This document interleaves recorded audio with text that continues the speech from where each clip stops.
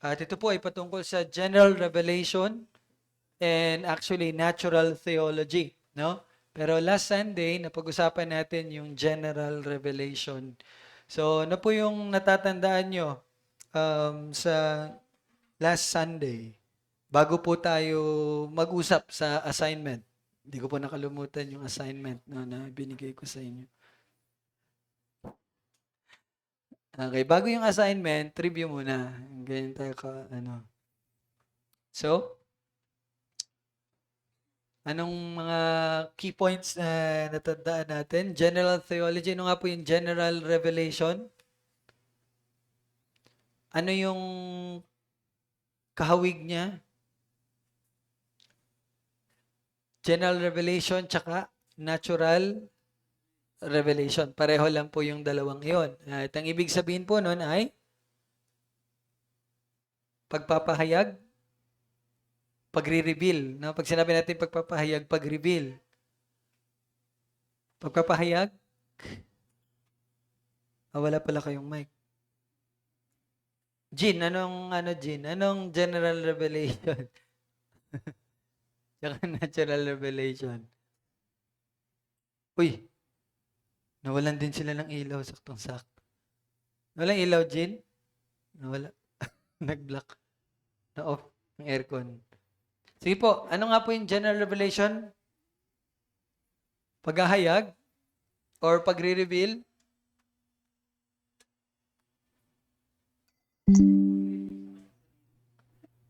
Paghahayag ng Diyos sa kanyang sarili? Ay, may sagot ka, Jean? Sorry po, nawala ng kuryente. Okay lang. Bigyan kita ng kuryente.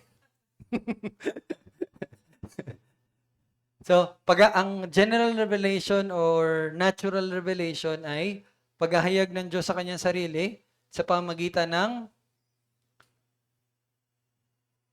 ng nilikha, ng creation.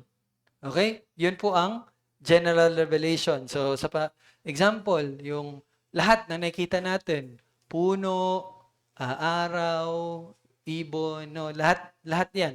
Lahat ng kanya nilikha ay paghahayag na mayroong Diyos, no?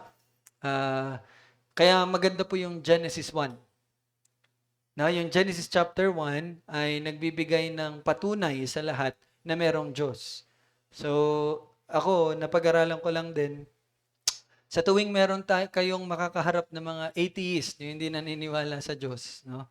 Hindi sila naniniwala na mayroong Diyos. Genesis 1 pa lang, wala na. Punta lang kayo sa Genesis 1. So, sabihin nyo na, lahat ng yan, yung pinapatungan mo, nilalakaran mo, nilalanghap mo, kinakain mo, di ba? Ini-enjoy mo na araw, na lamig, na hangin. Yan ay patunay na may Diyos. Nilikha niya yan. So, doon pa lang, ng mga atheists, no? So, general revelation ay paghahayag ng Diyos sa kanyang sarili sa pamamagitan ng sanilikha. Okay? Actually, yun yung general point nung nung pinag-usapan natin last Sunday. So, yung assignment, kasi pupunta na po tayo sa natural theology, no? 'Di ba? General revelation, natural revelation, pareho lang 'yon. Ngayon, pupunta tayo sa natural theology. Magkaiba ang natural revelation sa natural theology. So, kung natatandaan nyo, ang natural revelation ay, yun nga, pareha ng general revelation, paghahayag ng Diyos sa pamagitan ng sanlilikha, at gawa yun ng Diyos. Ang natural theology naman ay gawa ng tao. Kasi yun yung pagkilala sa Diyos sa pamagitan ng sangnilikha. Nakita nyo?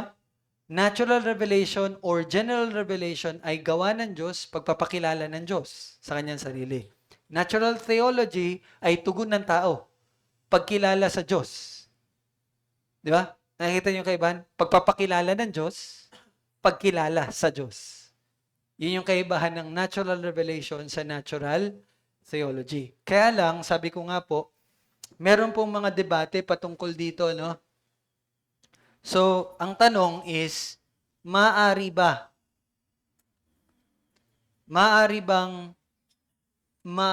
makilala or maaari bang malaman na merong Diyos sa pamagitan ng creation? Yun yung tanong. No? So, yun yung tanong sa inyo. Yun yung assignment. Maaari ba na malaman ng isang tao na merong Diyos sa pamagitan ng pag-aaral ng creation, ng sangnilikha? Ano pong sagot niyo? Ano pa? Meron. Ibig sabihin, pwede po. Pwedeng makilala ng isang tao na may Diyos sa pamagitan ng creation. Sige po. Atay ko man.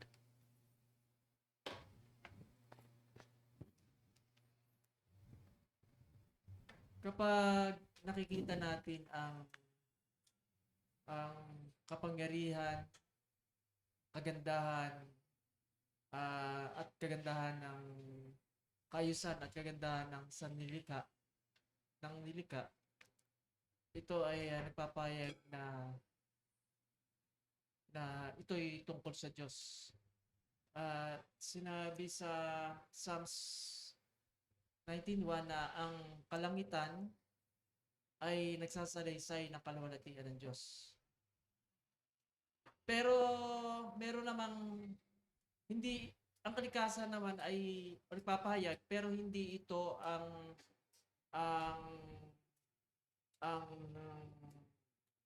nagbibigay ng kabuuan ng mensahe ng ebanghelyo. So, magkaiba. O mensahe ng ebanghelyo sa kaligtasan.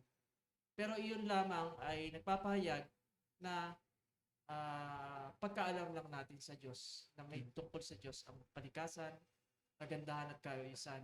Nagpapatunay na tungkol ito sa Diyos. Okay po. Thank you po, no? So, yun po ang sagot ni Papa Bong. Pwede. Maaari nating malaman ang Diyos or magkaroon ng kaalaman patungkol sa Diyos sa pamagitan ng nilikha, no? Pero dinistinguish niya hindi sa paraan ng kaligtasan, hindi sa paraan ng ebanghelyo, but kaalaman lang na meron Diyos. Anyone pa? Sige po. Mike.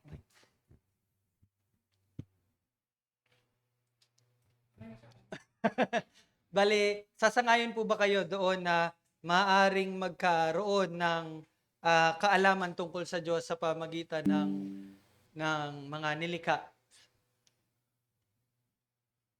Para sa akin, yung halimbawa, kalikasan. Sabihin natin nakakakita tayo sa mga, kung saan man tayo magpunta, nakakakita tayo ng mga magagandang tanawin. Ang papasok sa isip ng tao, ang ganda ng likha ng kalikasan. Ba't na itsapwera ang Panginoong Diyos na siya yung may lalang ng lahat ng yan. Halimbawa, isang engineer, nakapagpatayo ng isang magandang gusali.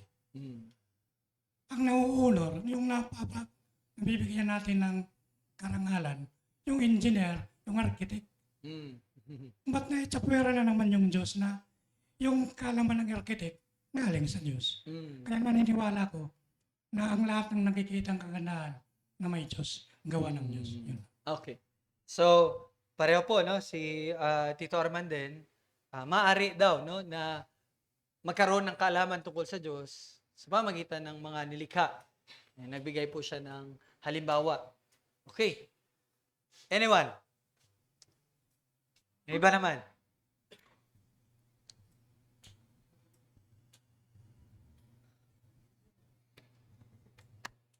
Maaari ba?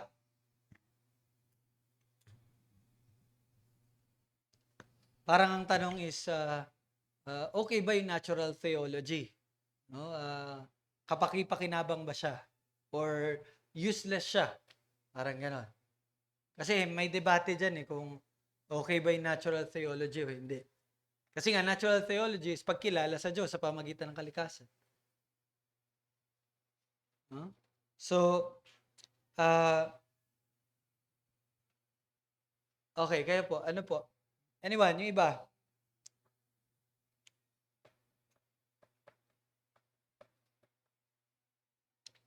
Sige, bigyan ko kayo ng mga verses. Tingnan natin kung paano kayo magre-respond dito.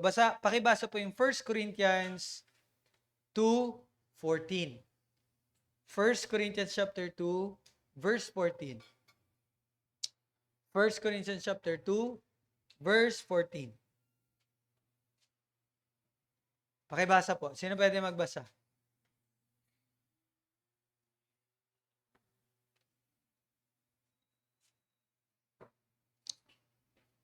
Basa. Ay, mag-mic po kayo para may mga audience tayo sa online. 1 Corinthians chapter 2 verse 14.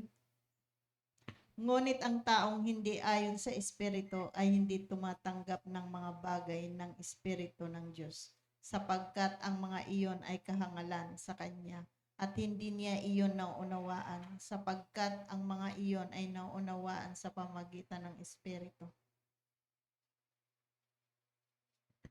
Okay, so yan po yung sinabi sa 1 Corinthians chapter 2, verse 14. Na ano nyo po yan? Ngunit, ang taong hindi daw ayon sa Espiritu ay hindi tumatanggap ng mga bagay ng Espiritu ng Diyos. Sapagkat ang mga iyon ay kahangalan sa Kanya at hindi niya iyon nauunawaan. Sapagkat ang mga iyon ay nauunawaan sa pamagitan ng Espiritu. Ang sinasabi dito ay hindi matatanggap ng isang tao, no, ang mga bagay ng Diyos. Ayan ang sabi dito. So, okay, balik ko po ang tanong muli. Ano lang yan, no? Para lang bigyan kayo ng maaari nga bang makilala ang Diyos sa pamagitan ng creation? So, yung dalawang tatay natin ay oo. Ngayon, binigyan ko kayo ng pampalito ng isip. 1 Corinthians 2:14. Okay, may iba na bang sagot?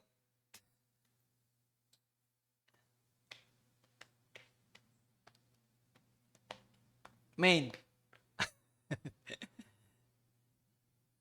Okay? Anyone?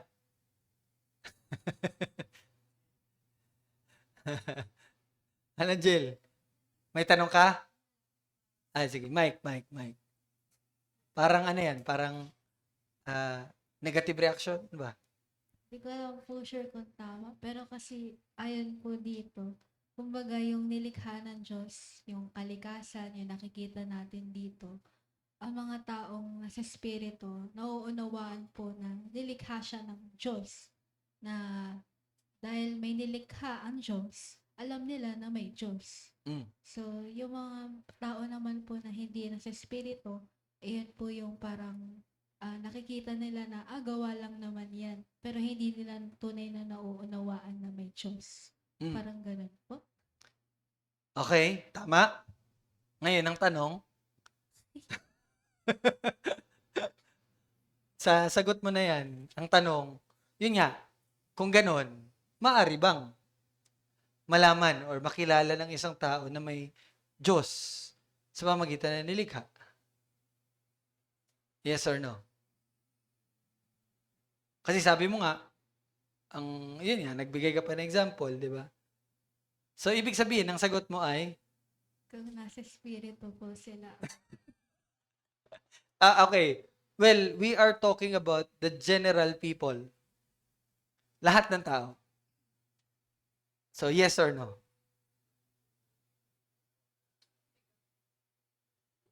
Teka lang, Jill muna. Yes or no?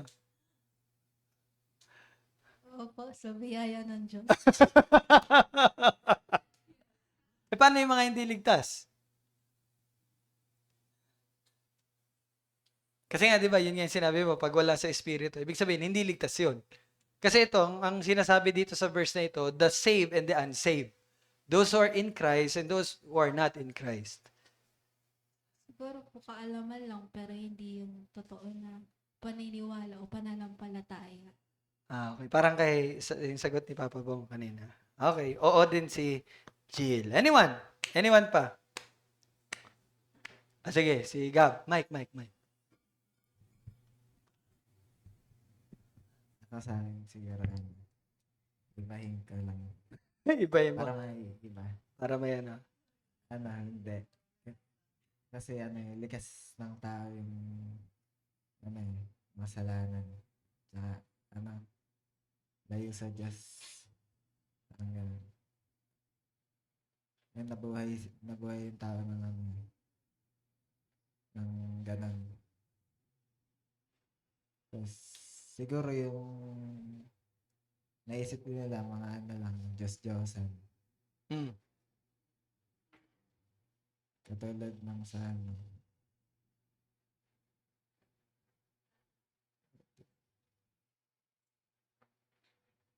ayun, parang ganun. Hindi yung parang tunay na Diyos yung nakikilala. Ah, Pero, ayun, parang, di ba na mahilig sa Diyos-Diyosan yung mga tao. mm. Pero di nila alam kung sino yung tunay na gumawa. Parang, Mm. tapos,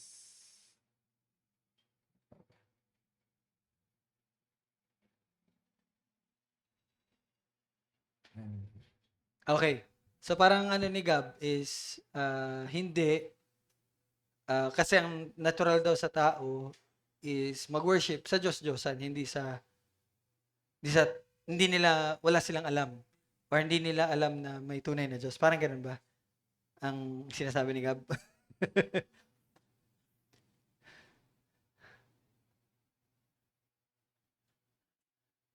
Tama ba?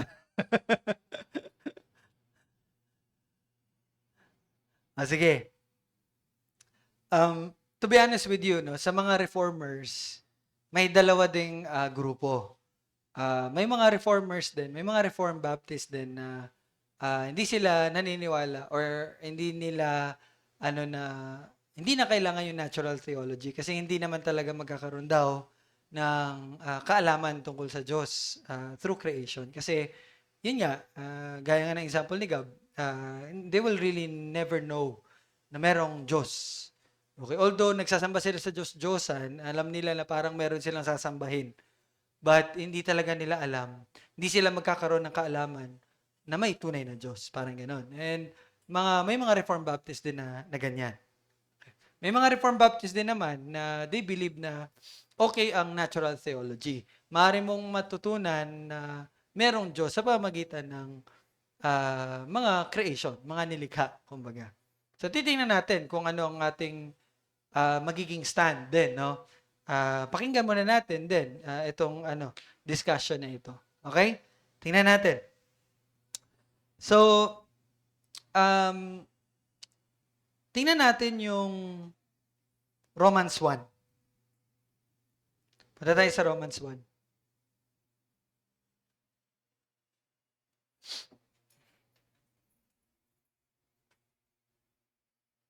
Ano nangyari sa Romans 1?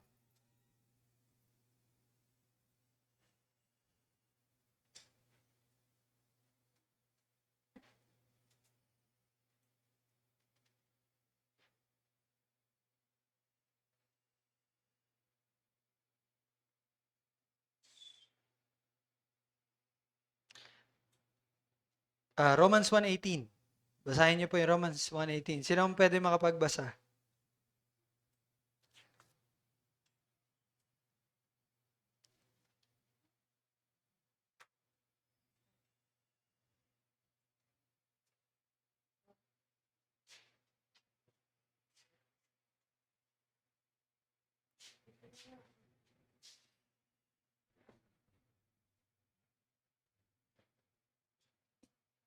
Anyone? Sige, dyan, pakibasa. Verse 18 lang. sapagkat ang poot ng Diyos ay nahahayag mula sa langit laban sa lahat ng kalikuan at kasamaan ng mga tao, na sa pamamagitan ng kanilang kasamaan ay pinipigil ang katotohanan.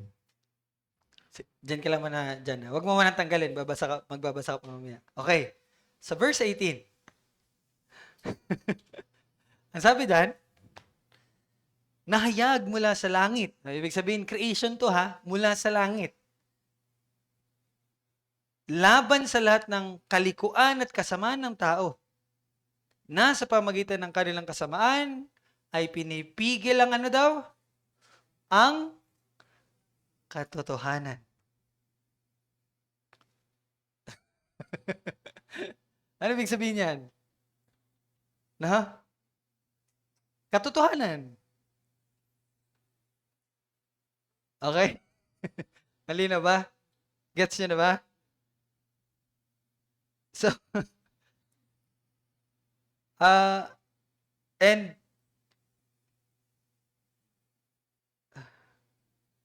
clear naman, no? Pinipigil ng tao ang katotohanan. Di ba?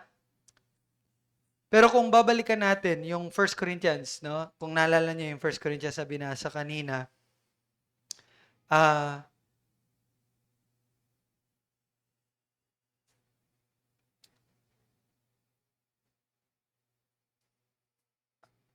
may mga grupo, 'di ba, parang magkaiba yung punto, no? Tapos dito kasi sinabi dito, pinipigil ang katotohanan. Ibig sabihin, nalaman ng mga tao yung katotohanan patungkol sa Diyos. Kaya lang, pinipigil lang nila yon. Pero sa 1 Corinthians 2:14, sinabi doon na hindi maunawaan yun ng tao na walang espiritu. Di ba? So may mga grupo, sinasabi nila na nagbagong isip ni Pablo nung sinulat niya yung 1 Corinthians. So parang ganoon ang sinasabi ng ibang mga grupo. Pero yung sinabi po dito sa verse 18, no, na nahayag mula sa langit or merong pagkaalam, actually verse 19 pala, sapagkat ang maaring malaman tungkol sa Diyos ay hayag sa kanila. 'Di ba? So, kung babasahin natin yung verse 19, ang salita pong makilala or malaman dito ay sinulat, kung titingnan natin yung Greek or Hebrew word, ay meron pong higit pa na daw na kahulugan, no? Merong meaning, maraming meaning. Ang isang uri ng kaalaman ay kaalamang intellectual lang. Ibig sabihin yung alam mo lang, no? Ito yung simpleng pagkaunawa or yung pagkakaroon ng impormasyon tungkol sa isang bagay. For example, sasabihin ko, alam ko sino to? Si Douglas MacArthur. Kilala natin siyang lahat, pero wala talaga tayong tunay or malalim na pagkaunawa. So, yan is cognitive, intellectual na kaalaman lang, di ba? Yung isa naman daw na meaning ng word na makilala or malaman ay merong personal at malalim na pagkilala. So, sa ganun din paraan, nang sumulat daw si Pablo sa 1 Corinthians, ang tinutukoy niya ay spiritual na pagkaunawa sa mga bagay ng Diyos. Yung binasa kanina, di ba sinabi doon, ang tao na may espiritu ay hindi tumatanggap, hindi niya alam yung mga bagay ng Diyos. Ang binabanggit daw doon na salita ni Pablo na makilala ay yung pagkakaroon ng spiritual na pagkaunawa. Okay? Sa mga bagay ng Diyos. At dahil sa ating makasalanang kalagayan, wala tayong ganitong uri ng spiritual na pagkaunawa sa ating sarili. Kaya nga sinabi doon, kung walang spirito, ay hindi maunawaan yon. No? So ang tinutukoy niya ay isang kaalamang higit pa sa simpleng pag-alam ng mga katotohanan. So yun yung sinabanggit doon sa 1 Corinthians 2:14. Spiritual truth yon. Kaya lang, dito naman sa Romans 1 verse 18, na binasa ni Janjan kanina, ang layunin ni Pablo po dito ay ipaliwanag kung bakit daw ang bawat tao ay nangangailangan ng kaligtasan. Diba? Romans 1, yun yung sinulat niya. Inihaharap niya ang buong sangkatauhan sa hukuman ng Diyos. So Romans 1 is a good uh, text para ipakita sa mga tao na kailangan nila ng kaligtasan. Kasi nga, inihaharap ang buong sangkatauhan sa hukuman ng Diyos upang ipakita na lahat ay nagkasala at nangailangan ng ebanghelyo. So, hindi hinahatulan ng mga tao dahil lamang sa hindi nila tinatanggap si Jesus. Sapagkat marami ang hindi pa nakakarinig tungkol sa Kanya, di ba? Sa halip, inahatulan po ang mga tao dahil tinanggihan nila ang Diyos Ama. So, mali po ang pag-iisip na hindi ka na-save kasi wala kang Kristo. Somehow it's true. Pero paano yung mga hindi nakarinig ng ebanghelyo? Sila ba ay, paano yun? Di ba? So, hindi sila naligtas dahil sa pagtanggi nila sa Diyos Ama. Okay? Sa mga hindi nakakarinig ng ebanghelyo. Na malinaw nang nagpakilala ng kanyang sarili sa bawat tao. So, bilang mga makasalanan, likas nating pinipigil ang katotohanan. Yun yung binasa ni Jan no, verse 18. Sa pamagitan ng ating kasamaan, pinipigil natin ang katotohanan. So, ang ibang translation no, sa Bible, gumagamit sila ng mga salitang sinusupil, hinahadlangan, or pinapatahimik no, ang katotohanan. Itinuturo ni Pablo na ang Diyos ay napupuot dahil sa ginagawa ng tao sa pahayag na ibinigay niya. Although, nireveal niya ang sarili niya, pero pinipigil ito ng mga tao. And nagpatuloy si Pablo, verse 19, sapagkat ang maaring malaman tungkol sa Diyos ay maliwanag sa kanila, sapagkat ipinahayag ito ng Diyos sa kanila. No? So, yung salita po dito na maliwanag ay mula sa Greek word na phaneros at sa Latin, manifestum. So, dito nagmula yung salitang manifest. No? So, dito sa word na maliwanag. And ito ay nangangahulugang malinaw or kitang-kita. So, ang punto po ni Pablo sa verse 19 na hindi nagtago ang Diyos ng mga misteryosong palatandaan sa mundo na kailangan pa ng espesyal na guro upang maunawaan ang mga iyon. Sa halip, ginawa niyang malinaw at hayag ang kanyang pagpapahayag upang makita ng lahat. Okay? So malinaw po sa lahat ng tao na merong Diyos. Okay? And pagkatapos, in verse 20, ako na lang pala magbabasa, no? Mula pa ng likhain ng sanlibutan, ang kanyang walang hanggang kapangyarihan at pagka-Diyos, bagaman hindi nakikita, okay, hindi nakikita, ay naunawaan at nakita sa pamagitan ng mga bagay na kanyang ginawa, which is creation, upang wala silang maidahilan. So verse 20, malinaw that God revealed Himself, bagaman hindi siya nakikita. Ni-reveal niya iyon sa pamagitan ng mga bagay na nakikita, and which is yun yung mga kanyang mga ginawa. So, sa unang tingin, parang contradiction or parang ironic yung statement dito sa verse 20. Hindi nakikita pero nakita. Di ba? Parang ganon. So, paano magiging malinaw ang isang bagay na hindi nakikita? Yun yung tanong, di ba? Ang sagot ay, hindi natin direktang nakikita ang Diyos, ngunit nakikita natin ang kanyang pahayag sa pamagitan ng mga nakikitang sangnilikha or yung creation. So, hindi natin maaaring makita ang hindi nakikitang Diyos sa pamagitan ng ating mga mata. Ngunit nakikita natin ang mundong kanyang nilikha. At sa pamagitan nito ay ipinakikilala niya ang kanyang sarili. So, ang kanyang di nakikitang kalikasan ay nahahayag sa lahat ng kanyang nilikha. So, dahil dito, walang sino man, sabi ni Pablo, ang may maidadahilan sa hindi pagkilala sa pahayag ng Diyos.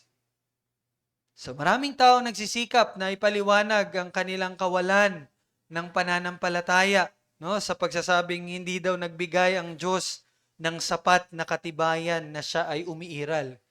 No? Maraming tao nagre-reason, no, sa ganung bagay.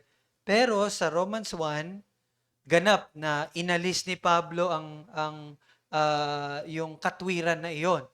Sinabi niya sa verse 21, sapagkat kahit kilala nila ang Diyos, tingnan nyo kahit kilala nila ang Diyos, siya ay hindi nila nilawalhati bilang Diyos, ni pinasalamatan man, kundi naging walang kabuluhan sa kanilang mga pangangatwiran at ang mga puso nilang walang katuturan ay nagdilim.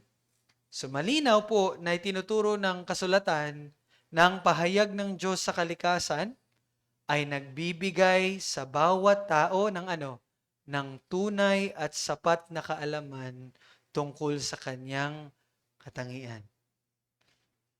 Gayunman, sa halip na sambahin at pasalamatan nila, pinili ng tao na tanggihan at supilin ang katotohanan. So anong sagot natin? Yes. Oo. Maaari tayong magkaroon ng tunay at sapat na kaalaman tungkol sa Diyos sa pamagitan ng mga nilikha. Okay? So, ibig sabihin, natural theology is useful. No? Ako, mag-i-stand ako doon sa good ang natural theology. Pwede yun. Okay? So, last part na to.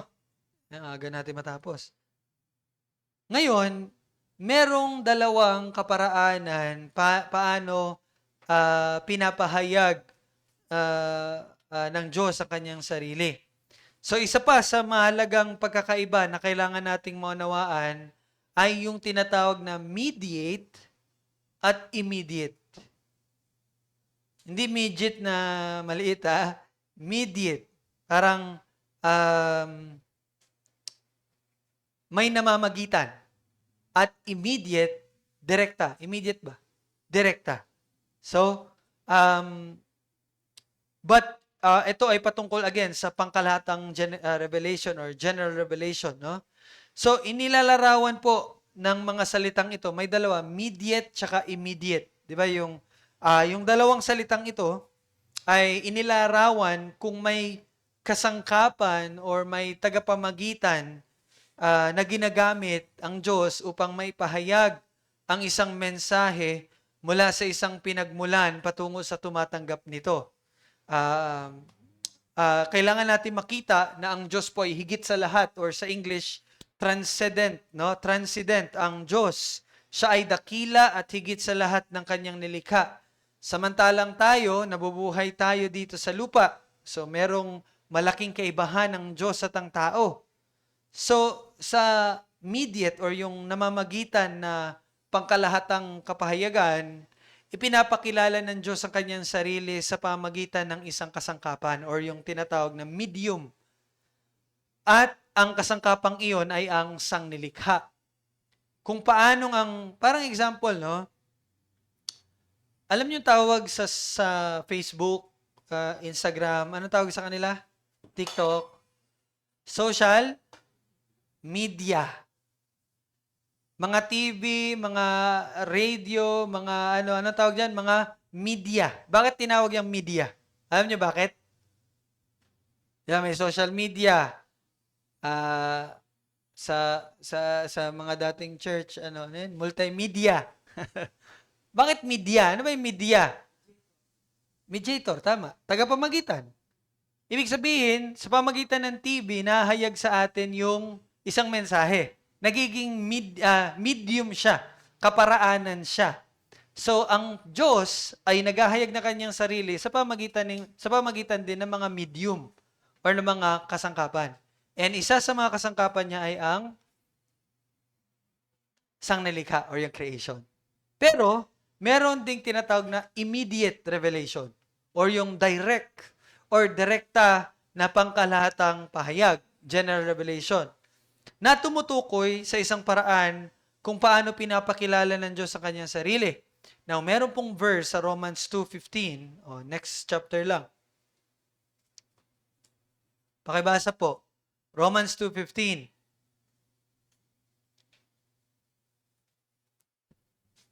Anyone? Romans 2:15. Sino pwede makapagbasa?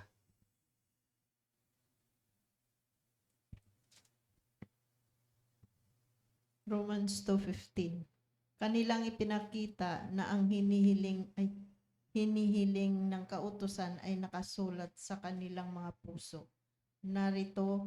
Narito'y nagpapatotoo rin ng kanilang budhi at ang kanilang mga pag-iisip ay nagbibintang o nagdadahilan sa isa't isa. Okay. So, anong tinuturo ni Pablo dito? Itinuturo ni Pablo na isinulat daw ng Diyos ang kanyang kautusan saan? Sa puso ng tao. Di ba? And sabi nga ni John Calvin, tinatawag niya ito na sensus divinitatis. Sensus divinitatis. O ang likas na kamalayan tungkol sa Diyos. So ito ang pagkaunawa sa Diyos na inilagay niya sa loob ng bawat tao.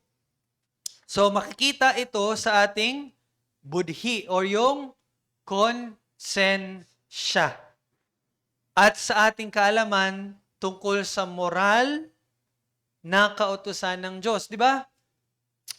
Kahit hindi tinuruan ng tao, alam niya mali ang pumatay. Mali ang magsinungaling. Hindi nyo na, di ba, napapansin nyo yun? Likas, kahit yung bata, likas sa kanila na alam na, mali pala to. No? So, hindi tulad nung immediate or may namamagitan na pahayag, ang immediate revelation po ay ang kaalamang hindi dumarating sa pamagitan ng isang panlabas na kasangkapan. Sa halip, ito yung direktang ipinagkaloob ng Diyos sa tao. Kaya ito tinatawag na direkta or immediate na revelation or pahayag. So, ibig sabihin, hindi lang kalikasan ang nagpapahayag na may Diyos.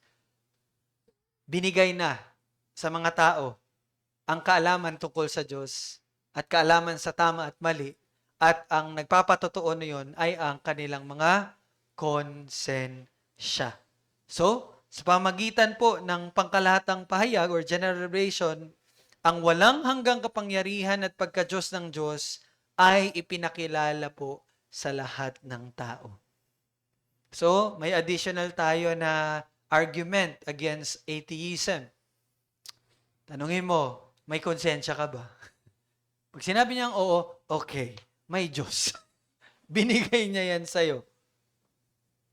Di ba? O, tanungin mo, tama ba ang magsinungaling? Sabihin niya agad, hindi. O, yan. Patunay yan na may Diyos. Di ba? So, bagamat dahil sa ating makasalanang kalikasan ay pinipigilan natin ang katotohanan ito, hindi natin kailanman mabubura ang kaalaman tungkol sa Diyos. Kasi binigay niya yan. May direct revelation ng Diyos sa bawat tao. Okay? Hindi natin mabubura ang kaalaman tungkol sa Diyos na inihayag niya sa atin sa pamagitan ng sanlilikha at nang inilagay niya sa ating mga puso. So, general revelation ay may dalawang kaparaanan. The immediate, which is sa pamagitan ng creation, at immediate, sa pamagitan ng pagbibigay sa atin ng kaalaman sa Kanya, kaalaman sa tama at mali, at konsensya. So, ibig sabihin po, lahat ng tao ay may alam at nakakaalam na merong Diyos. O kuya, bakit may mga atheist? Well, sinusupil, pinipigilan nila ang katotohanan. Pero it's still true na merong Diyos. So dati hindi ko alam paano i-approach yung mga atheist eh. So ngayon, ang dali lang pala. May dalawa. The creation and the conscience. Pag nag-argue pa rin siya, huwag ka nang sumagot. Basta, nahayag mo sa kanya yung katotohanan. Yun na yun. Okay? So, we are done with chapter 3, General Revelation and Natural Theology. Pray po tayo. Ay, bago yan, may mga tanong po ba?